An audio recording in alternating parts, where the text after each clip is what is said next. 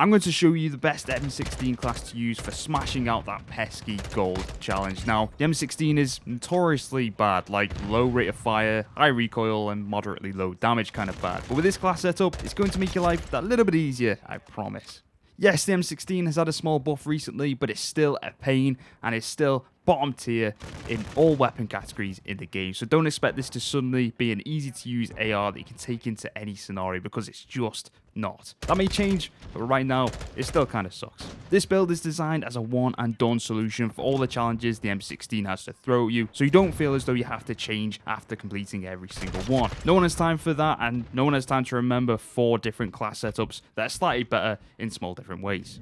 So let's jump into the setup, and I'll break down my choices as we go through the attachments. Do me a favor though, guys, if it does help you, hit the subscribe button. It's free, it takes 3 seconds, and it makes a really awesome sound now when you subscribe. Check it out. So first up is the Cronin Mini Pro, as the iron sights on the M16 are great, and this is the best reflex sight in my opinion. Nice and small with a low profile in the FOV. It doesn't really get in the way, and it leaves a really nice clean sight picture for you to aim through. Then we move over to the stock, which is the Assault 60 stock factory.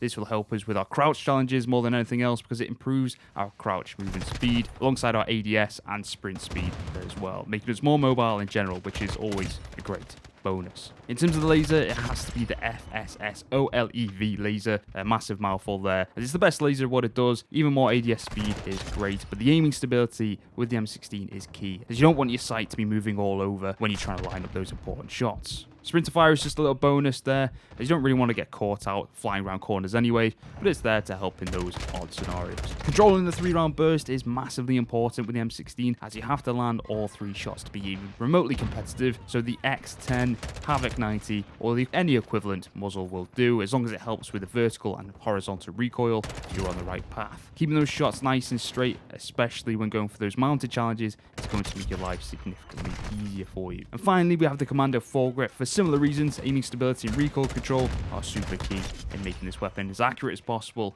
increasing your odds in every fight. And that's pretty much it. I don't want to ramble on too much. This is the class that worked for me using the M16, which again is still a terrible choice. But if you are on the camo grind, this should make it at least somewhat easier. So let me know how you get on with this class setup. If you found any better ones, leave them down in the comments below. I'd love to hear them. And don't forget to like and subscribe. And until next time, guys, cheers.